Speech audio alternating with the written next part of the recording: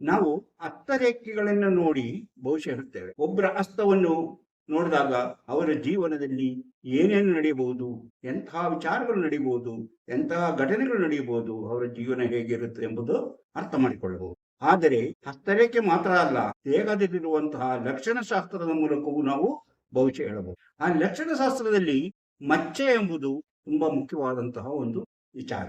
ಮಚ್ಚೆಗಳ ಲಕ್ಷಣ ಶಾಸ್ತ್ರವನ್ನು ಹೇಳುವುದು ಸಹ ಒಂದು ಭವಿಷ್ಯ ಹೇಳುವಂತಹ ಒಂದು ರೀತಿ. ಇವತ್ತು ನಾವು ಈ ಮಚ್ಚೆಗಳು, ದೇಹದಲ್ಲಿ ಕಾಣಿಸುವ ಮಚ್ಚೆಗಳಿಂದ ಯಾವ ಯಾವ ರೀತಿಯ ಫಲಗಳನ್ನು ನಾವು ಹೇಳಬಹುದು, ಜೀವನದಲ್ಲಿ ಆಗುವ ಬದಲಾವಣೆಗಳು ಯಾವ ರೀತಿಯಲ್ಲಿ ಆಗುತ್ತದೆ ಎಂಬುದನ್ನ, ಮಚ್ಚೆಗಳ ಗಾತ್ರ, ಅವುಗಳ ರೀತಿ, ಅವುಗಳಲ್ಲಿರುವ ವ್ಯತ್ಯಾಸ, ಅವುಗಳಿರುವ ಸ್ಥಾನ, ಇದೆಲ್ಲವನ್ನು ನೋಡಿ ನಾವು ಹೇಳಬಹುದು. ಅಂದ್ರೆ ಒಬ್ಬ ವ್ಯಕ್ತಿಯನ್ನು ನೋಡಿದಾಗ ಆ ವ್ಯಕ್ತಿಯ ಬಾಳಿನಲ್ಲಿ ಏನಾಗುತ್ತದೆ ಎಂಬುದನ್ನ ತಿಳಿಯಲು ಮಚ್ಚೆಗಳನ್ನ ಮುಖದ ಮೇಲಿರ್ಬೋದು, ಹಣೆಯ ಮೇಲಿರ್ಬೋದು, ಎದೆಯ ಮೇಲಿರ್ಬೋದು, ತೊಡೆಯಲ್ಲಿರ್ಬೋದು, ಮುಂತಾದ ಎಲ್ಲಾ ಕಡೆಯಲ್ಲಿರುವಂತಹ ಮಚ್ಚೆಗಳನ್ನ ನಾವು ಪರಿಶೀಲಿಸಿ ನೋಡಿದಾಗ ಆ ವ್ಯಕ್ತಿಯ ಜೀವನದಲ್ಲಿ ಯಾವ ಯಾವ ರೀತಿಯಲ್ಲಿ ಯಾವ ಯಾವ ಬದಲಾವಣೆಗಳನ್ನು ಆಗುತ್ತದೆ ಎಂಬುದನ್ನ ನಾವು ಹೇಳಬಹುದು. ಇವತ್ತು ನಾವು ಅಂತಹ ಲಕ್ಷಣಶಾಸ್ತ್ರದಲ್ಲಿ ಮಚ್ಚೆಗಳ ಬಗ್ಗೆ ತಿಳಿದುಕೊಳ್ಳೋಣ. ಅದಕ್ಕಿಂತ ಮೊದಲು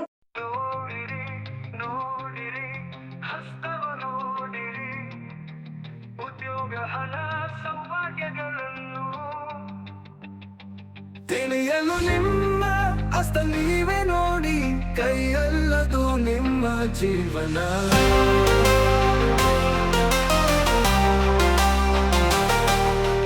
ಎಲ್ಲರಿಗೂ ನಮಸ್ಕಾರ. ಮಾಣಿಯ ಟೈಮ್ಸ್ ಯೂಟ್ಯೂಬ್ ಚಾನಲ್ಗೆ ನಿಮ್ಗೆಲ್ಲರಿಗೂ ಸ್ವಾಗತ.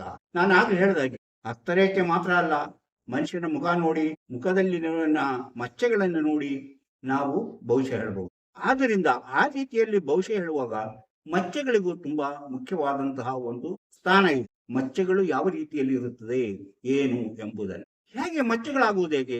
ಮಚ್ಚೆಗಳು ನಮ್ಮ ದೇಹಕ್ಕೆ, ನಮ್ಮ ಚರ್ಮಕ್ಕೆ ಬಣ್ಣ ಕೊಡುವಂತಹ, ತಲೆ ಕೂದಲಿಗೂ ಅದೇ ಬಣ್ಣ ಕೊಡುವಂತಹ ಮೆಲಾನಿನ್ ಎಂಬಂತಹ ಒಂದು ಹಾರ್ಮೋನ್ ನಮ್ಮ ದೇಹದಲ್ಲಿದೆ. ಆ ಹಾರ್ಮೋನಿನ ಕೊರತೆಗಳ ಅನುಸರಿಸಿ ನಮ್ಮ ದೇಹದಲ್ಲಿ ಬಣ್ಣಗಳು ಬದಲಾಗುತ್ತವೆ. ಮೆಲಾನಿನ್ ಎಲ್ಲಿ ಜಾಸ್ತಿ ಇರುತ್ತೋ ಅಲ್ಲಿ ಬಣ್ಣ ಕಪ್ಪಾಗುತ್ತಾ ಹೋಗುತ್ತೆ. ಹಾಗೆ ಆ ಮೆಲಾನಿನ್ ಎಂಬಂತಹ ವಸ್ತು ಎಲ್ಲಿ ದೇಹದಲ್ಲಿ ಯಾವುದಾದ್ರೂ ಒಂದು ಕಡೆ ಅದು ಸೇರಿದಾಗ, ಒಟ್ಟಾಗಿ ಸೇರಿದಾಗ ಅಲ್ಲಿ ಕಪ್ಪಾದ ಚುಕ್ಕೆಗಳು ಕಾಣಿಸುತ್ತದೆ. ಅಂದರೆ ಇದಕ್ಕೆ ನಾವು ಏನ್ ಹೇಳ್ತೀವಿ, ಇನ್ನು ಕೆಲವರಲ್ಲಿ ವಯಸ್ಸಾದಂಗೆ ಇಂತಹ ಮಚ್ಚೆಗಳು ಕಾಣಿಸುತ್ತದೆ, ಏಜಸ್ ಸ್ಪಾಟ್ ಅಂತ ನಾವು ಅದನ್ನ ಹೇಳ್ತೀವಿ. ಹಾಗೆ ನೋಡಿ, ಅದೇ ರೀತಿ ಕೆಲವರು ಮಕ್ಕಳು ಹುಟ್ಟುವಾಗಲೇ ಈ ಮಚ್ಚೆಗಳು, ನಾವು ಈಗ ಹೇಳ್ತಿರುವಂತಹ ಈ ಮಚ್ಚೆಗಳು ಹುಟ್ಟುವಾಗಲೇ ಬಂದಂತಹ ಮಚ್ಚೆಗಳಿಂದ ಹೇಳುವಂತ ವಿಚಾರ. ಆಮೇಲೆ ಹುಟ್ಟಿದಂತಹ, ಆಮೇಲೆ ದೇಹದಲ್ಲಿ ಕಾಣುವಂತಹ, ನಾನು ಹೇಳಿದಲ್ಲಿ ಏಜಸ್ ಸ್ಪಾಟ್ ಮುಂತಾದವು ನಮ್ಮ ದೇಹದಲ್ಲಿ ಆಗುವಂತದ್ರ ಬಗ್ಗೆ ನಾವು ಏನು ಹೇಳಕ್ಕಾಗೋದಿಲ್ಲ. ಯಾಕಂದ್ರೆ ಆ ಮೆಲಾಟಿನ್ ಎಂಬುದು ಆ ಇದಿದೆಲ್ಲ, ಆ ಮಚ್ಚೆಗಳು ಹುಟ್ಟಿದಾಗ ಬಂದಂತಹ ಚುಕ್ಕೆಗಳಾಗಿರ್ಬೋದು, ಇಲ್ಲ ಕಪ್ಪು ಬಣ್ಣದಲ್ಲಿ ಸ್ವಲ್ಪ ದೊಡ್ಡದಾಗಿರ್ಬೋದು. ಆ ರೀತಿಯಲ್ಲಿ ಎಲ್ಲಿರುತ್ತೋ ಅದನ್ನ ನೋಡಿ ನಾವು ಭವಿಷ್ಯ ಹೇಳ್ತೀವಿ. ಹಾಗಾದ್ರೆ ಈ ಎಲ್ಲಾ ಮಚ್ಚೆಗಳು ಏನನ್ನ ಹೇಳ್ತೇವೆ? ಈ ಮಚ್ಚೆಗಳ ಎಲ್ಲವನ್ನ ನಾವು ಯಾವ ರೀತಿಯಲ್ಲಿ ಅದನ್ನ ನಾವು ಮೆಲಾಸ್ಟಿನ್ಕೆ ಅಂತ ನಾವು ಹೇಳ್ತೀವಲ್ಲ, ಆ ವಸ್ತು ಎಲ್ಲಾ ಕಪ್ಪು ಚುಕ್ಕೆಗಳಿಗೂ ಮೂಲ ಕಾರಣ ಆಗುತ್ತೆ. ಆದ್ರೆ ಹುಟ್ಟಿದಾಗಿನಿಂದ ಆ ದೇಹದಲ್ಲಿ ಆ ಚುಕ್ಕೆಗಳಿದ್ದರೆ, ಆ ಮಚ್ಚೆಗಳಿದ್ದರೆ ಅದನ್ನ ನಾವು ಲಕ್ಷಣಶಾಸ್ತ್ರಕ್ಕೆ ಒಳಪಡಿಸುತ್ತೇವೆ. ಹಾಗಾದ್ರೆ ಏನು ಈ ಮಚ್ಚೆಗಳು ಯಾವ ಯಾವ ರೀತಿ ಇದೆ? ಮಚ್ಚೆಗಳು ಎರಡು ವಿಧಗಳಿದೆ. ಕರೆಕ್ಟ್ ಆಗಿ ವೃತ್ತಾಕೃತಿ ಅಂದ್ರೆ ರೌಂಡ್ ಆಗಿ, ಯಾವುದೇ ಆ ಕಡೆ ಈ ಕಡೆ ಏನು ಇಲ್ಲದೆ ವೃತ್ತಾಕೃತಿಯಲ್ಲಿ ಇರುವಂತಹ ಮಚ್ಚೆಗೆ ಹೆಚ್ಚಿನ ಮಹತ್ವ ಇದೆ. ಹಾಗೆ ಮಚ್ಚೆ ಇದ್ದಾಗ ಅದರಿಂದ ಆ ವ್ಯಕ್ತಿಗೆ ಒಳ್ಳೆಯ ಗುಣಗಳಾಗುತ್ತದೆ ಎಂಬ. ಹಾಗೆ ಕೆಲವು ಆಕೃತಿಗೆ ಬೇರೆ ತರ ಇರುತ್ತೆ. ಕೆಲವು ಕೋಳಿ ಮೊಟ್ಟೆನೋ ಅಥವಾ ಇನ್ನು ಯಾವುದೋ ಒಂದ್ ಕಡೆಗೆ ಹೇಳ್ದಂಗೆ ಒಂದ್ ಕಡೆ ಹೀಗಿರುತ್ತೆ. ಅದಕ್ಕೂ ಸಹ ದೋಷ ಫಲಗಳು, ಅದು ದೋಷಕಾರಕವಾಗಿ ಕಾಣುತ್ತೆ. ಅಂತದಕ್ಕೆ ನಾವು ಅಂದುಕೊಂಡ ರೀತಿಯಲ್ಲಿ ಉತ್ತಮವಾದ ಫಲಗಳು ಇರುವುದಿಲ್ಲ. ಅಂದರೆ ವೃತ್ತಾಕಾರದಲ್ಲಿರುವಂತಹ, ಸರಿಯಾಗಿ ವೃತ್ತಾಕಾರದಲ್ಲಿರುವಂತಹ, ಬೊಟ್ಟಿನಂತೆ ವೃತ್ತಾಕಾರದಲ್ಲಿರುವಂತಹ ಆ ಮಚ್ಚೆಗಳಿಗೆ ಶುಭಕಾರಕ, ಮತ್ತು ಎಲ್ಲಾದ್ರೂ ಆಕೃತಿಯಲ್ಲಿ ವ್ಯತ್ಯಾಸ ಇರುವಂತಹ ಮಚ್ಚೆಗಳು ಅಶುಭಕಾರಕ ಎಂದು ಹೇಳಬೇಕು. ಈ ವೆಚ್ಚಗಳನ್ನ ನಾವು ಯಾವ ರೀತಿ ವಿಶ್ಲೇಷಣೆ ಮಾಡ್ತೇವೆ, ಎಲ್ಲಿದ್ದಾಗ ವಿಶ್ಲೇಷಣೆ ಮಾಡ್ತೇವೆ? ಇದು ಕೆಲವೊಮ್ಮೆ ಕಪ್ಪಾಗಿ ಹುಟ್ಟುವುದಿಲ್ಲ, ಕಪ್ಪಾಗಿ ಕಾಣಿಸುವುದಿಲ್ಲ, ಕ್ರಮೇಣ ಕಪ್ಪಾಗುತ್ತವೆ. ಒಳ್ಳೆ ಕಪ್ಪು ಬಣ್ಣ, ಕಡು ಕಪ್ಪು ಅಂತೀವಲ್ಲ. ಮೊದಲು ನೀಲಿ ಬಣ್ಣಕ್ಕಿರ್ಬೋದು, ಇಲ್ಲ ಕೆಲವರದು ಕೆಂಚು ಬಣ್ಣದಲ್ಲಿರ್ಬೋದು, ಅಂದ್ರೆ ಸ್ವಲ್ಪ ಕೆಂಪಾಗಿರ್ಬೋದು. ಅಂತಹ ಬೇರೆ ಬೇರೆ ಬಣ್ಣಗಳಿದೆ. ಆದ್ರೆ ನಾನು ಹೇಳ್ತಿರೋದು ಕಪ್ಪು ಬಣ್ಣದಲ್ಲಿ ಕಾಣುವಂತಹ ಮಚ್ಚೆಗಳ ವಿಚಾರ. ಇಂತಹ ವಿಚಾರಗಳನ್ನು ಹೊತ್ತು ಬರುತ್ತಿರುವಂತಹ ಮಾಣಿಯ ಟೈಮ್ಸ್ ಯೂಟ್ಯೂಬ್ ಚಾನಲ್ ಅನ್ನ ನೀವು ಇನ್ನೂ ಸಬ್ಸ್ಕ್ರೈಬ್ ಮಾಡಿಲ್ಲವಾದರೆ ಈಗಲೇ ಕೆಳಗೆ ಕಾಣುವ ಸಬ್ಸ್ಕ್ರೈಬ್ ಎಂದು ಬರೆದಿರುವಲ್ಲಿ ಒಮ್ಮೆ ಕ್ಲಿಕ್ ಮಾಡಿ ಸಾಕು, ನೀವು ಸಬ್ಸ್ಕ್ರೈಬ್ ಆಗ್ತೀವಿ. ಅದೇ ರೀತಿ ಪಕ್ಕದಲ್ಲಿ ಕಾಣುವ ಗಂಟೆಯ ಚಿಹ್ನೆಯನ್ನು ಒಮ್ಮೆ ಕ್ಲಿಕ್ ಮಾಡಿದರೆ ಮಾಣಿಯ ಟೈಮ್ಸ್ ಯೂಟ್ಯೂಬ್ ಚಾನಲ್ ಯಾವುದೇ ಹೊಸ ವಿಡಿಯೋ ಅಪ್ಲೋಡ್ ಆದ ಕೂಡಲೇ ನಿಮ್ಮ ಮೊಬೈಲಿಗೆ ನೋಟಿಫಿಕೇಶನ್ ಬರುವುದರಿಂದ ನೀವು ಎಲ್ಲಾ ವಿಡಿಯೋಗಳನ್ನು ನೋಡಿ ಹೆಚ್ಚು ಹೆಚ್ಚು ವಿಷಯಗಳನ್ನು ತಿಳ್ಕೊಳ್ಳಲು ಸಾಧ್ಯವಾಗುತ್ತದೆ. ಪ್ರತಿಯೊಂದು ವಿಡಿಯೋವನ್ನು ಆರಂಭದಿಂದ ಕೊನೆವರೆಗೂ ನೋಡಿದಾಗಲೇ ನಿಮಗೆ ಅದರ ವಿಷಯ ಸರಿಯಾಗಿ ಅರ್ಥ ಆಗೋದು, ಇಲ್ಲದಿದ್ದರೆ ಅನುಮಾನಗಳು ಸಂಶಯಗಳು ಹಾಗೆ ಉಳಿದುಕೊಳ್ಳುದು. ಅದರಿಂದ ಪ್ರತಿಯೊಂದು ವಿಡಿಯೋವನ್ನು ಆರಂಭದಿಂದ ಕೊನೆವರೆಗೂ ನೋಡಿ, ಲೈಕ್ ಮಾಡಿ, ಶೇರ್ ಮಾಡಿ, ಪ್ರೋತ್ಸಾಹ. ನಿಮ್ಮ ಭವಿಷ್ಯ ತಿಳಿಬೇಕೆಂಬ ಆಸಕ್ತಿ ಎಲ್ಲ ಇದ್ದರೆ ಇದರಲ್ಲಿ ಕೊಟ್ಟಿರುವಂತಹ ವಾಟ್ಸ್ಆಪ್ ನಂಬರಿಗೆ ವಾಟ್ಸ್ಆಪ್ ಮೆಸೇಜ್ ಮಾಡಿ. ಹಾಯ್ ಅಂತ ಕಳಿಸಿ, ಎಸ್ ಅಂತ ಕಳಿಸಿ, ನನ್ನ ಭವಿಷ್ಯ ತಿಳಿಬೇಕಂತ ಅದನ್ನು ಕಳಿಸಿ. ಕೂಡಲೇ ನಿಮಗೆ ಏನು ಮಾಡಿದರೆ ನಿಮ್ಮ ನಿಖರವಾದ ಭವಿಷ್ಯ ತಿಳಿಯಲು ಸಾಧ್ಯ ಎಂಬುದನ್ನು ತಿಳಿಸುತ್ತೇವೆ. ಅದರಂತೆ ಮುಂದುವರೆದರೆ ನಿಮ್ಮ ನಿಖರವಾದ ಭವಿಷ್ಯವನ್ನ ಹುಟ್ಟಿದಾಗಿನಿಂದ ಕೊನೆಯವರೆಗೆ ಏನೇನು ನಡೆಯುತ್ತೆ, ನಿಮ್ಮ ಜೀವನದಲ್ಲಿ ಆಗುವಂತಹ ಕಷ್ಟ ನಷ್ಟಗಳಿಗೆ ಪರಿಹಾರವೇನು ಮುಂತಾದ ಎಲ್ಲಾ ವಿಚಾರಗಳನ್ನು ತಿಳಿಸಲಾಗುವುದು. ಆಸಕ್ತಿ ಮತ್ತು ನಂಬಿಕೆ ಇದ್ದವರು ಇದರ ಸದುಪಯೋಗ ಪಡೆದುಕೊಳ್ಳಬಹುದು. ಯಾವುದು ಹಾಗಾದ್ರೆ 2 ವಿಧ ಅಂತ ಹೇಳಿದೀನಿ. 2 ವಿಧದ್ದು ಮಚ್ಚೆಗಳ ಬಗ್ಗೆ ನಾವು ತಿಳಿದುಕೊಂಡು ಈಗ ಅದರಲ್ಲಿ ನಾವು ಕೆಲವು ವಿಚಾರಗಳನ್ನ ಎಲ್ಲಿರುತ್ತೆ ಅಂತ ನಾವು ಒಂದು ಮಚ್ಚೆ ಇಲ್ಲಿ ಹಣೆಯ ಮೇಲೆ ಕೂದಲುಗಳು ಬೆಳೆಯುವಂತ ಇಲ್ಲಿ ಈ ಭಾಗದಲ್ಲಿ ಒಂದು ಮಚ್ಚೆ, ಕಪ್ಪು ಮಚ್ಚೆ ಕಂಡುಕೊಳ್ಳಿ. ಯಾವುದು ರೌಂಡ್ ಆದ ಒಂದು ಮಚ್ಚೆ, ಗಾತ್ರ ದೊಡ್ಡದಿರ್ಬೇಕಾಗಿಲ್ಲ, ಆದ್ರೆ ಅದರ ಶೇಪ್ ಮಾತ್ರ, ಅಂದ್ರೆ ಅದರ ವೃತ್ತಾಕೃತಿಯಲ್ಲಿ ಇರಬೇಕು, ಕಪ್ಪಾಗಿರ್ಬೇಕು ಅಂತ ಒಂದು ಮಚ್ಚೆ ಇಲ್ಲಿ ಈ ಕೂದಲು ಬೆಳೆಯುವಂತ ಇಲ್ಲಿ ಹಣೆಯ ಮೇಲ್ಭಾಗ ಇದ್ದರೆ ಕಂಡರೆ ಅವರಿಗೆ ಅಧಿಕಾರ ದೊರೆಯುತ್ತೆ. ಯಾವುದೇ ಒಂದು ಅಧಿಕಾರ, ಉನ್ನತ ಹುದ್ದೆಗೆ ಇರುವಂತ ಸಾಧ್ಯತೆ ಇದೆ. ಕಲೆ, ವಿಜ್ಞಾನ ಎಲ್ಲೆಲ್ಲ ಅವರು ಹೆಚ್ಚಿನ ಆಸಕ್ತಿಯನ್ನ ಬೆಳೆಸ್ಕೊಂಡಿದ್ದಾರೆ. ಅವರಿಗೆ ಆಜ್ಞಾಶಕ್ತಿ, ಬೇರೊಬ್ಬರಿಗೆ ಹೇಳುವ ಮಾತಿನಲ್ಲಿ ಒಂದು ದೃಢತೆ ಇರುತ್ತೆ. ಅವ್ರು ಹೇಳಿದರೆ ಅದು ಕೇಳುವಂತ ರೀತಿಯಲ್ಲಿ ಇರುತ್ತೆ, ಅಂದ್ರೆ ಆಜ್ಞಾಶಕ್ತಿ ಇರುತ್ತೆ. ಹಣ ಅವರಿಗೆ ಸಾಕಷ್ಟು ಒಂದು ಸೇರುತ್ತದೆ. ರಾಜಕೀಯದಲ್ಲಾಗಲಿ ಅಥವಾ ಬೇರೆ ಯಾವುದೇ ರಂಗದಲ್ಲಾಗಲಿ ಅವರಿಗೆ ಬೆಳೆಯುವಂತ ಅವಕಾಶ ಚೆನ್ನಾಗಿರುತ್ತದೆ. ಅವರು ಆ ರೀತಿಯಲ್ಲಿ ಬೆಳೆಯುತ್ತಾರೆ. ಅವರು ಬೆಳೆದು ಅದರಲ್ಲೂ ಇವರು ಬಿಸ್ನೆಸ್ ಮಾಡೋದರಲ್ಲಿ, ವ್ಯಾಪಾರ ವ್ಯವಹಾರ ಮಾಡೋದರಲ್ಲಿ ಬಹಳ ಬುದ್ಧಿವಂತರಾಗಿರುತ್ತಾರೆ. ಆ ರೀತಿಯಲ್ಲಿ ಅವರು ಹಣವನ್ನ ಸಂಪಾದನೆ ಮಾಡುತ್ತಾರೆ. ಅವರಿಗೆ ಜೀವನದಲ್ಲಿ ಅದೃಷ್ಟ ಇದೆ ಅಂತ ನಾವು ಹೇಳಬಹುದು. ಆದರೆ ಅವರಿಗೆ ಇನ್ನೇನು, ಅವರಿಗೆ ಹಣ ಕಾಸು ಎಲ್ಲ ಇರುತ್ತೆ. ಒಂದು ವೇಳೆ ಅಲ್ಲಿಂದ ಒಂದು ಗೆರೆ ಕೆಳಗೆ ಬಂದಿದ್ದರೆ, ಆ ಕಪ್ಪು ಚುಕ್ಕೆಯಿಂದ ಕೆಳಗಡೆಗೆ ಒಂದು ಗೆರೆ ಬಂದಿದ್ದರೆ, ಲಂಬರೇಖೆ ಬಂದಿದ್ದರೆ ಅವರಿಗೆ ಕ್ರಮೇಣ ಧನ ನಷ್ಟವಾಗುವಂತ ಸಾಧ್ಯತೆ ಇದೆ. ಜೀವನದಲ್ಲಿ ಅವರಿಗೆ ಸಮಸ್ಯೆ ಬರುವಂತಹ ಸಾಧ್ಯತೆ ಇದೆ ಎಂಬುದನ್ನ ತಿಳ್ಕೊಬೇಕು. ಕಪ್ಪು ಚುಕ್ಕೆ ಇದ್ರೆ ಒಳ್ಳೇದು. ಕಪ್ಪು ಚುಕ್ಕೆ ಅಂದ್ರೆ ವೃತ್ತಾಕಾರದ ಕಪ್ಪು, ಅದಕ್ಕೇನಾದ್ರೂ ಕೆಳಗಡೆ ಒಂದು ಗೆರೆ ಇದ್ದರೆ ಅವರಿಗೆ ಮುಂದೆ ಧನ ನಷ್ಟದ ಸೂಚನೆ ಇದೆ ಎಂಬುದನ್ನ ಅರ್ಥ ಮಾಡಿಕೊಳ್ಳಬೇಕು. ಈಗ ನೋಡಿ, ಅದು ಹಣೆಯ ಮೇಲಾಯ್ತು. ಇನ್ನು ಕಣ್ಣುಗಳ ಹುಬ್ಬುಗಳ ಮಧ್ಯೆ, ಕಣ್ಣುಗಳ ಹುಬ್ಬಿದೆಲ್ಲ ಇದರ ಮಧ್ಯೆ ಇಲ್ಲಿ ಒಂದು ಚುಕ್ಕೆ, ಕಪ್ಪು ಚುಕ್ಕೆ ಇದ್ದರೆ, ಅಂದರೆ ಈ 2 ಕಣ್ಣು ಹುಬ್ಬುಗಳ ಮಧ್ಯದಲ್ಲಿ ಮೂಗಿನ ಮೇಲಿಂದ ಭಾಗದಲ್ಲಿ ಒಂದು ಚುಕ್ಕೆ ಇದ್ದರೆ, ಕಪ್ಪು ಚುಕ್ಕೆ ಇದ್ದರೆ ಅದು ಒಂದು ಶುಭ ಸೂಚಕವಾದಂತಹ ಚಿಹ್ನೆ. ಅದರಿಂದ ಅವರಿಗೆ ಹಲವು ರೀತಿಯ ಅದೃಷ್ಟಗಳು, ಸೌಭಾಗ್ಯಗಳು ಬಂದು ಸೇರುವಂತಹ ಸಾಧ್ಯತೆ ಇದೆ. ಹಾಗೆ ನೋಡಿ, ಅವರು ತಮ್ಮ ಹಸ್ತದಿಂದ ಯಾರಿಗಾದರೂ ಏನಾದರೂ ಕೊಟ್ಟರೆ, ಒಂದು ಕಾಣಿಕೆ ಕೊಟ್ಟರೆ, ಅದು ಆ ಪಡೆದುಕೊಂಡ ಜನಕ್ಕೆ ಒಳ್ಳೆಯದಾಗುತ್ತದೆ. ಇವರ ಕೈಯಿಂದ ಕೊಡುವಂತಹ ಹಣ ಕೊಟ್ಟರು ಸಾಕು ಅಥವಾ ಯಾವುದೇ ವಸ್ತು ಕೊಟ್ಟರು ಸಾಕು, ಅವರು ಅದೃಷ್ಟವಂತರಾಗುತ್ತಾರೆ, ಅವರ ಜೀವನ ಸುಧಾರಿಸುತ್ತದೆ ಎಂಬಂತಹ ವಿಚಾರವನ್ನು ತಿಳ್ಕೊಂಡು ಅವರಿಂದ ಒಳ್ಳೆಯದಾಗುತ್ತದೆ ಅಂತ ತಿಳ್ಕೊಂಡ ಜನರು ಇವರನ್ನು ಇಷ್ಟಪಡುತ್ತಾರೆ, ಅವರನ್ನು ಗೌರವಿಸುತ್ತಾರೆ. ಉತ್ತಮ ದಾಂಪತ್ಯ ಜೀವನ, ಇವರು ಒಳ್ಳೆಯ ಸಂಗಾತಿ ಇವರಿಗೆ ಸಿಗುವುದರಿಂದ ಉತ್ತಮ ದಾಂಪತ್ಯ ಜೀವನವು ಇವರಿಗಿದೆ. ಹಾಗೆ ಮಾತಿನಿಂದ ಜನರನ್ನು ಆಕರ್ಷಿಸುವಂತ ಒಂದು ಶಕ್ತಿ ಇವರಿಗಿದೆ. ಅಂದರೆ ಮಾತು ಅಷ್ಟು ಚೆನ್ನಾಗಿ ಮಾತಾಡ್ತಾರೆ, ಆಕರ್ಷಕವಾಗಿ ಮಾತಾಡ್ತಾರೆ, ವಾಕ್ಚಾತುರ್ಯ ಇವರಿಗೆ ಚೆನ್ನಾಗಿರುತ್ತದೆ. ಆದ್ದರಿಂದ ಅಂತಹ ಕೆಲಸಗಳಿಂದ ಇವರಿಗೆ ಹೆಚ್ಚಿನ ಉಪಯೋಗವಾಗುತ್ತದೆ ಎಂಬುದನ್ನ ನಾವು ತಿಳಿದುಕೊಂಡಿರಬೇಕು. ಮಾತಿನಲ್ಲಿ ಆಕರ್ಷಣೆ, ಆದ್ದರಿಂದ ಅವರು ಆ ರೀತಿಯಲ್ಲಿರುತ್ತಾರೆ. ಹಾಗೆಯೇ ಇಲ್ಲಿ ಮೂಗಿನ ಮೇಲೆ, ಅದೇ ರೀತಿ ಮೂಗಿನ ಮೇಲೆ ಒಂದು ಸಣ್ಣ ಮಚ್ಚೆ ಇದ್ದರೆ ಇದು ಅದೃಷ್ಟ. ಮೂಗಿನ ಮೇಲೆ ಒಂದು ಸಣ್ಣ ಮಚ್ಚೆಯನ್ನು ಕೂಡ ಇದ್ದರೆ ಅವರಿಗೆ ಹಲವು ಸಮಸ್ಯೆಗಳಿಂದಾಗಿ ಸಾಲ ಮಾಡಿ ಜೀವನದಲ್ಲಿ ತುಂಬಾ ಕಷ್ಟ ಅನುಭವಿಸಬೇಕಾಗುತ್ತದೆ. ಅಂದರೆ ಆ ಒಂದು ಚಿಹ್ನೆ, ಮೂಗಿನ ಮೇಲೆ ಬಂದಂತಹ ಕಪ್ಪು ಚುಕ್ಕೆಯ ಅವರ ಜೀವನದಲ್ಲಿ ಸಾಲ ಮಾಡಿ ಕಷ್ಟ ಅನುಭವಿಸುವಂತಹ ಪರಿಸ್ಥಿತಿ ಬರುತ್ತದೆ. ಅವರಿಗೆ ಭಾಗ್ಯ ಅನ್ನೋದು ಕಡಿಮೆ ಆಗುತ್ತಾ ಹೋಗುತ್ತೆ ಹೊರತು ಬೆಳೆಯುವುದಿಲ್ಲ, ಅಭಿವೃದ್ಧಿ ಕಾಣಲು ಸಾಧ್ಯವಾಗುವುದಿಲ್ಲ ಎಂಬಂತಹ ಸೂಚನೆ ಇದೆ. ಇನ್ನು ಕಣ್ಣುರೆಪ್ಪೆಯ ಮೇಲೆ ಯಾವುದಾದ್ರೂ ಕಪ್ಪು ಚುಕ್ಕೆ ಇದ್ದರೆ ಅವರಿಗೆ ಮಾತು ಅಂದರೆ ಬಹಳ ಸೊಗಸಾಗಿ ಮಾತನಾಡುತ್ತಾರೆ.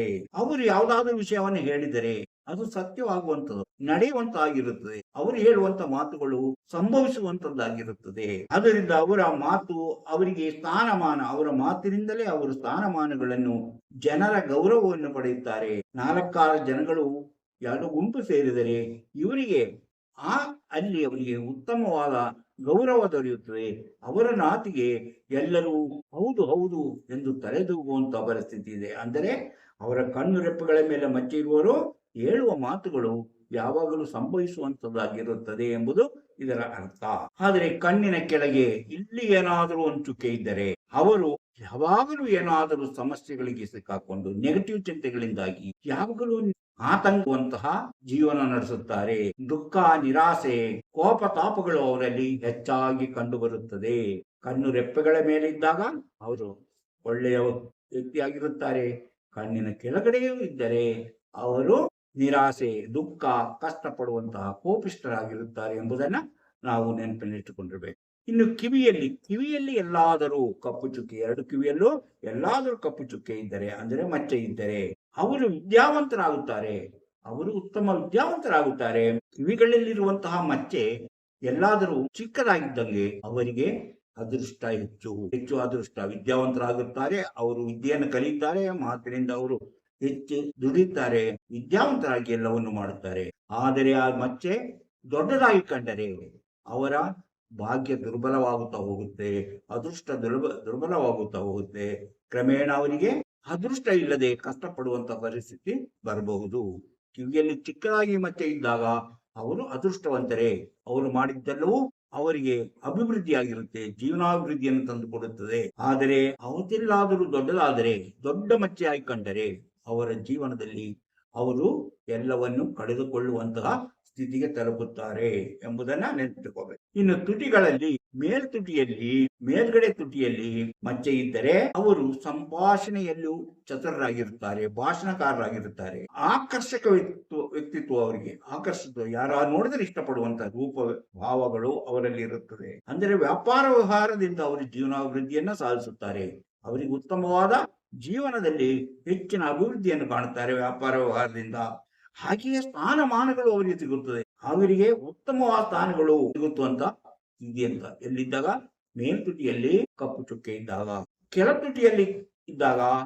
ಕೆಳತುಟಿಯಲ್ಲಿ ಮಚ್ಚೆ ಇದ್ದರೆ ಅವರಿಗೆ ಧನನಷ್ಟ, ಮದ್ಯಪಾನ ಮುಂತಾದವುಗಳ ದಾಸರಾಗಿ ಬಿಡುವಂತ ಸಾಧ್ಯತೆ ಇದೆ. ಅಂದರೆ ಮೇಲ್ತುಟಿಯಲ್ಲಿ ಮಚ್ಚೆ ಇದ್ದಾಗ ಅವರು ಹಣವಂತರು, ಶ್ರೀಮಂತರು, ವ್ಯವಹಾರಸ್ಥರು ಆಗಿರ್ತಾರೆ. ಆದರೆ ಕೆಳಗಡೆ ತುಟಿಯಲ್ಲಿ ಕಪ್ಪು ಮಚ್ಚೆ ಇದ್ದರೆ ಅವರು ನಷ್ಟ ಕಷ್ಟಗಳನ್ನು ಅನುಭವಿಸುತ್ತಾರೆ. ಅವರು ಜೂಜುಗಳಲ್ಲಿ ತಮ್ಮ ಹಣವನ್ನು ಕಳೆದುಕೊಳ್ಳುತ್ತಾರೆ.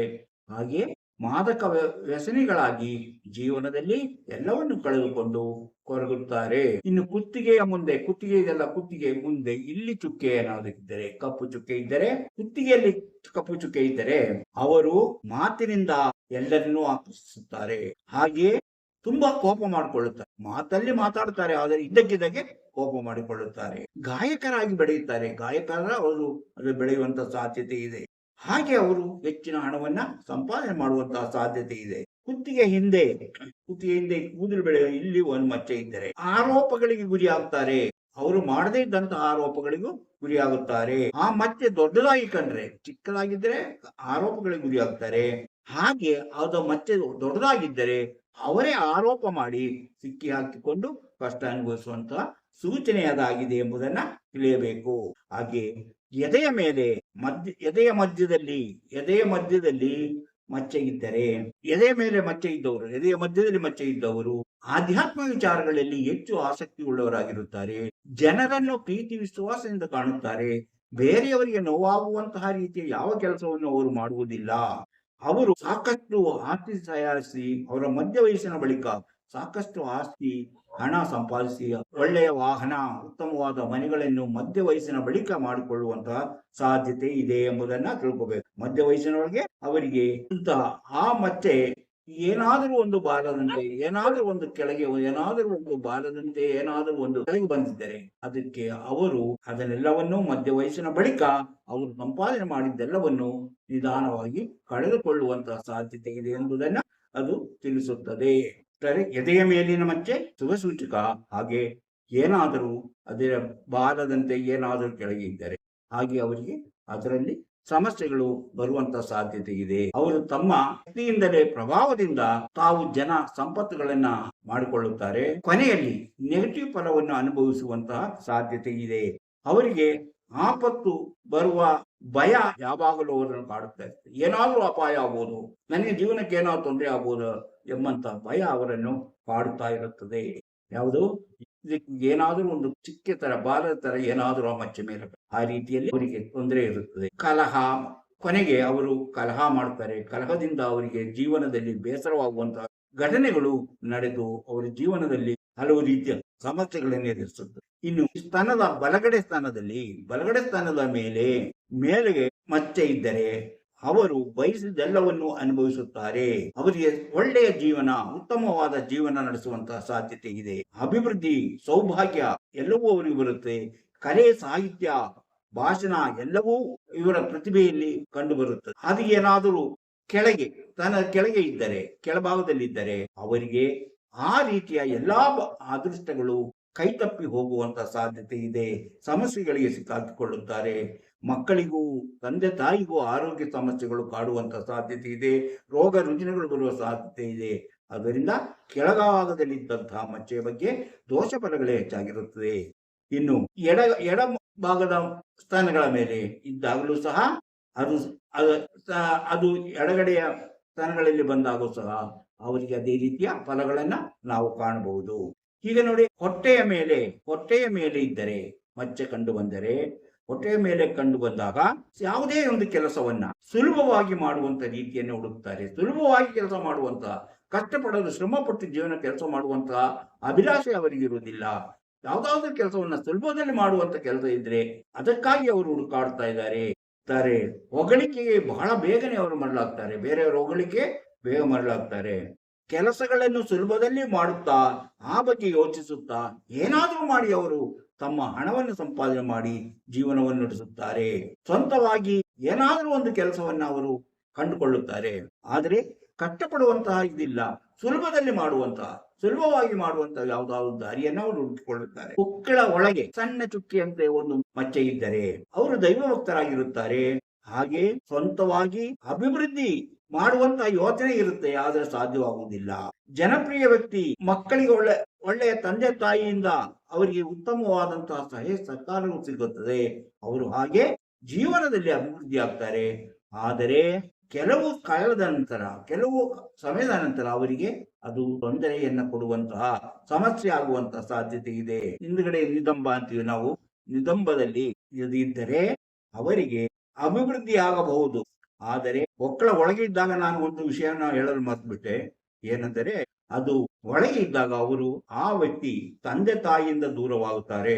ತಂದೆ ತಾಯಿಯ ವಂಚಿತರಾಗುತ್ತಾರೆ. ಅವರ ಪ್ರೀತಿ ವಂಚಿತರಾಗುತ್ತಾರೆ. ಅವರು ಕಷ್ಟಪಡಬೇಕಾಗುತ್ತದೆ ಎಂಬುದನ್ನ ಹೇಳ್ಬೇಕೆಂದು. ಆದರೆ ಒಕ್ಕಳ ಮೇಲ್ಗಡೆ ಇದ್ದಾಗ ಎಲ್ಲವೂ ಅದೃಷ್ಟ. ಒಕ್ಕಳ ಒಳಗೆ ಏನಾದರೂ ಅಂತ ಚುಕ್ಕೆ ಇದ್ದರೆ ಅವರು ತಂದೆ ತಾಯಿಯಿಂದ ದೂರವಾಗಿ ಎಲ್ಲವನ್ನು ಕಳೆದುಕೊಳ್ಳುವಂತಹ ಸ್ಥಿತಿ ಬರುತ್ತದೆ. ಇನ್ನು ನಾವು ನಿದಂಬ ಅಂದರೆ ನಮ್ಗೆ ಗೊತ್ತಿದೆ. ನಿದಂಬ ಅಂದ್ರೆ ನಮ್ಮ ಹಿಂದುಗಡೆ ಕುತ್ಕೊಳ್ಳುವಂತ ಜಾಗ. ಅಲ್ಲಿ ಏನಾದರೂ ಚುಕ್ಕಿ ಅಂದರೆ ಈ ಮಚ್ಚೆ ಇದ್ದರೆ ಅವರು ಜ್ಞಾನ ಸಂಪಾದನೆಗೆ ಯಾವಾಗಲೂ ತವಕಿಸುತ್ತಾರೆ. ಅಂದ್ರೆ ಜ್ಞಾನ ಸಂಪಾದನೆ, ವಿದ್ಯಾವಂತರಾಗ್ತಾರೆ. ದಯೆ, ದಾಕ್ಷಿಣ್ಯ ಅವರಲ್ಲಿ ಹೆಚ್ಚಾಗಿ ಕಂಡು ಬರುತ್ತೆ. ಬೇರೆಯವರ ಬಗ್ಗೆ ದಯೆ, ದಾಕ್ಷಿಣ್ಯ, ಕನಿಕರ ಎಲ್ಲವೂ ಅವರಲ್ಲಿ ಬೇಗನೆ ಕಂಡು, ಬೇರೆಯವರಿಗೆ ಸಹಾಯ ಮಾಡುವಂತಹ ಒಂದು ಗುಣ ಅವರಲ್ಲಿ ಕಂಡು ಬರುತ್ತೆ. ವಾಕ್ಚಾತುರ್ಯವಿರುತ್ತದೆ. ಹಾಗೆ ಚತುರರಾಗಿರುತ್ತೆ. ಯಾವುದಾದ್ರೂ ವಿಚಾರಗಳು ಬುದ್ಧಿವಂತರಾಗಿರುತ್ತೆ. ಎಡಗಡೆ ನಿದಂಬದಲ್ಲಿ ಇದ್ದಾಗ ಅವರು ಸಾಲ ಮಾಡಬೇಕಾಗುತ್ತದೆ. ಸಾಲ ಮಾಡಿ ಜೀವನದಲ್ಲಿ ಸಮಸ್ಯೆಗಳನ್ನು ಎದುರಿಸುತ್ತಾರೆ. ಈ ತೊಡೆಗಳ ಮೇಲೆ ಮುಂದೆ ಇದ್ದರೆ, ಮುಂದೆ ಮಚ್ಚೆ ಇದ್ದರೆ ಆ ವ್ಯಕ್ತಿ ಜೀವನಾಭಿವೃದ್ಧಿ ವಿಜ್ಞಾನ ಜೀವನಾಭಿವೃದ್ಧಿಯನ್ನ ತೊಡೆಗಳ ಮೇಲೆ ಮುಂದೆ ಒಂದು ಮಚ್ಚೆ ಇದ್ದರೆ ಅವರು ಜೀವನಾಭಿವೃದ್ಧಿ ಆಗುತ್ತದೆ. ಅವರು ಗುರುಗಳಾಗಿ ಅಥವಾ ಶಿಕ್ಷಕರಾಗಿ ಜೀವನಾಭಿವೃದ್ಧಿಯನ್ನ ಮಾಡುತ್ತಾರೆ. ಜ್ಞಾನ ಅನ್ವೇಷಣೆ ಜ್ಞಾನದಾಹಿಗಳಾಗಿರುತ್ತಾರೆ. ಅಂದರೆ ವಿಷಯಗಳನ್ನು ತಿಳಿದುಕೊಳ್ಳುವಂತಹ ಒಂದು ಅನ್ವೇಷಣೆ ಅಥವಾ ಹುಡುಕಾಟದಲ್ಲಿ ಅವರು ಸದ್ಯ ಇರುತ್ತಾರೆ. ಅವರಿಗೆ ಹೆಚ್ಚು ಹೆಚ್ಚು ವಿಷಯಗಳನ್ನು ತಿಳಿದುಕೊಳ್ಳುವಂತಹ ಒಂದು ಆಸಕ್ತಿ ಹೆಚ್ಚಾಗಿರುತ್ತದೆ. ಇಂದಿನ ತಪ್ಪುಗಳನ್ನೆಲ್ಲವನ್ನು ಅವರು ಮಾಡುತ್ತಾ ಇದ್ದದ್ದನ್ನ ಮರೆತು ಉತ್ತಮವಾದ ವ್ಯಕ್ತಿಯಾಗಿ ಬದುಕಲು ಪ್ರಯತ್ನ ಪಡುತ್ತಾರೆ. ಆದಷ್ಟು ಉತ್ತಮ ವ್ಯಕ್ತಿಯಾಗಿ ಬದುಕುತ್ತಾರೆ. ಜ್ಞಾನಾರ್ಜನೆ ಗುರುಗಳಾಗಿ ಬೇರೆಯವರಿಗೆ ಮಾರ್ಗದರ್ಶಕರಾಗಿ ಅವರು ಬೆಳೆಯುತ್ತಾರೆ. ಆದರೆ ಹಿಂದುಗಡೆ ಇದ್ದರೆ, ತೊಡೆಯ ಹಿಂದುಭಾಗದಲ್ಲಿ ಅಂತಹ ಚುಕ್ಕೆ ಅಥವಾ ಮಚ್ಚೆ ಇದ್ದರೆ ಅವರು ತಪ್ಪುಗಳನ್ನು ಮಾಡುತ್ತಾರೆ. ತಮ್ಮ ಜೀವನದ ಬಗ್ಗೆನೇ ಅವರು ಹಲವು ತಪ್ಪುಗಳನ್ನು ಮಾಡಿ ಅವರು ಗುರಿ ಇಲ್ಲದೆ, ಹಾಗೆ ಜೀವನದಲ್ಲಿ ಗುರಿ ಇಲ್ಲದೆ ಸಿಕ್ಕಿದ್ದನ್ನು ಬಳಸಿಕೊಂಡು ಬದುಕುವಂತ ಜೀವನ. ಅಂದರೆ ಅವರು ಯಾವ ಗುರಿಯೂ ಇಲ್ಲ, ಯಾವ ಶ್ರಮವೂ ಪಡೋದಿಲ್ಲ. ಏನು ಕೆಲಸ ಸಿಗುತ್ತೋ ಅದಕ್ಕೆ ಹೊಂದಿಕೊಳ್ಳುತ್ತಾರೆ. ಯಾವ ವಾತಾವರಣ ಇರುತ್ತೋ ಅವರಿಗೆ ಒಂದು ಗುರಿ ಇಲ್ಲ, ಒಂದು ಶಿಸ್ತಿಲ್ಲದ ಬದುಕು. ಅವರು ಹಾಗೆ ಜೀವನದಲ್ಲಿ ಮುಂದುವರಿತಾ ಹೋಗ್ತಾರೆ. ಅಂದ್ರೆ ಯಾವುದೇ ಒಂದು ಪರಿಸ್ಥಿತಿ ಹೊಂದಿಕೊಳ್ಳುವ ಒಂದು ಮನಸ್ಸು ಅವರಿಗಿರುತ್ತೆ, ಹೊಂದಿಕೊಳ್ತಾರೆ. ಅವರು ಇಲ್ಲದ ಬೇರೆ ದಾರಿನೇ ಇಲ್ಲ. ಆದ್ದರಿಂದ ಹೊಂದಿಕೊಂಡು ಅವರು ಬದುಕುತ್ತಾರೆ. ಸ್ಥಿರವಲ್ಲದ ಬದುಕು. ಯಾವುದೇ ಒಂದು ಕೆಲಸದಲ್ಲಿ ಅವರು ಸ್ಥಿರವಾಗಿರುವುದಿಲ್ಲ. ಇವತ್ತು ಮಾಡಿದ್ದನ್ನು ನಾಳೆ ಮಾಡುವುದಿಲ್ಲ, ನಾಳೆ ಯಾವುದು ಇನ್ಯಾವುದನ್ನು ಹುಡ್ಕೊಂಡು ಹೋಗ್ತಾರೆ. ಹೀಗೆ ಅವರ ಜೀವನದಲ್ಲಿ ಬದಲಾವಣೆಗಳಾಗ್ತಾ ಹೋಗುತ್ತೆ. ಅಂದರೆ ಸ್ಥಿರವಿಲ್ಲದ ವ್ಯಕ್ತಿತ್ವ ಮುಂದುಗಡೆ ಇದ್ದಾಗ ಅವರು ಪಾಂಡಿತ್ಯವನ್ನು ಅವರು ಗುರುವಾಗಿ ಮಾರ್ಗದರ್ಶಕರಾಗಿ ಇತರರಿಗೆ ಒಳ್ಳೆಯದನ್ನು ಮಾಡುವಂತ ವ್ಯಕ್ತಿಯಾಗಿ ಬೆಳೆಯುತ್ತಾರೆ ಎಂಬುದು ಈ ಕಾರ್ಯಕ್ರಮದಲ್ಲಿ ನಾವು ಕಂಡುಕೊಂಡಂತಹ ಕೆಲವು ವಿಚಾರಗಳು. ಅಂದ್ರೆ ಮಚ್ಚೆಯವರು ಇನ್ನೂ ಹಲವು ವಿಚಾರಗಳಿದೆ, ಅದೆಲ್ಲವೂ ಇನ್ನು ಮುಂದಿನ ವಿಡಿಯೋಗಳಲ್ಲಿ ಹೇಳ್ತಾ ಹೋಗ್ತಾರೆ. ಇದು ಒಂದು ಸಣ್ಣದೊಂದು ಕಾರ್ಯಕ್ರಮ. ಈ ಕಾರ್ಯಕ್ರಮ ನಿಮಗೆ ಇಷ್ಟವಾಗಿದ್ದರೆ ನೀವು ಇನ್ನೂ ಮಾಣಿಯಾರ್ ಟೈಮ್ಸ್ ಯೂಟ್ಯೂಬ್ ಚಾನಲ್ ಅನ್ನು ಸಬ್ಸ್ಕ್ರೈಬ್ ಮಾಡಿಲ್ಲವಾದರೆ ಈಗಲೇ ಕೆಳಗೆ ಕಾಣುವ ಸಬ್ಸ್ಕ್ರೈಬ್ ಎಂದು ಹೇಳಿರುವಲ್ಲಿ ಒಮ್ಮೆ ಕ್ಲಿಕ್ ಮಾಡಿ ಸಾಕು, ನೀವು ಸಬ್ಸ್ಕ್ರೈಬ್ ಆಗ್ತೀರಿ. ಅದೇ ರೀತಿ ಪಕ್ಕದಲ್ಲಿ ಕಾಣುವ ಗಂಟೆ ಚಿಹ್ನೆಯನ್ನು ಒಮ್ಮೆ ಕ್ಲಿಕ್ ಮಾಡಿದರೆ ಮಾಣಿಯಾರ್ ಟೈಮ್ಸ್ ಯೂಟ್ಯೂಬ್ ಚಾನಲ್ ಯಾವುದೇ ಹೊಸ ವಿಡಿಯೋ ಅಪ್ಲೋಡ್ ಆದ ಕೂಡಲೇ ನಿಮ್ಮ ಮೊಬೈಲ್ಗೆ ನೋಟಿಫಿಕೇಶನ್ ಬರುವುದರಿಂದ ನೀವು ಎಲ್ಲಾ ವಿಡಿಯೋ ನೋಡಿ ಹೆಚ್ಚು ವಿಷಯಗಳನ್ನು ತಿಳ್ಕೊಂಡು ನಿಮ್ಮ ಜೀವನಕ್ಕೆ ಯಾವುದೋ ಉಪಕರಣವನ್ನು ಬಳಸಿಕೊಳ್ಳಬಹುದು. ಅದೇ ರೀತಿ ಪ್ರತಿಯೊಂದು ವಿಡಿಯೋವನ್ನು ಆರಂಭದಿಂದ ಕೊನೆವರೆಗೂ ನೋಡಿ, ಲೈಕ್ ಮಾಡಿ, ಶೇರ್ ಮಾಡಿ, ಪ್ರೋತ್ಸಾಹ ಕೊಡಿ. ಯಾರಿಗಾದ್ರೂ ಭವಿಷ್ಯ ತಿಳಿಬೇಕೆಂಬುವರು ಇದರಲ್ಲಿ ಕೊಟ್ಟಿರುವಂತಹ ವಾಟ್ಸ್ಆಪ್ ಮೆಸೇಜ್ ಮಾಡಿ. ಇಂತಹ ಮತ್ತೊಂದು ವಿಡಿಯೋದಲ್ಲಿ ಮತ್ತೆ ಬರುತ್ತೇನೆ. ಇಷ್ಟು ಹೊತ್ತು ಈ ವಿಡಿಯೋ ನೋಡಿದ ನಿಮಗೆಲ್ಲರಿಗೂ ಧನ್ಯವಾದ.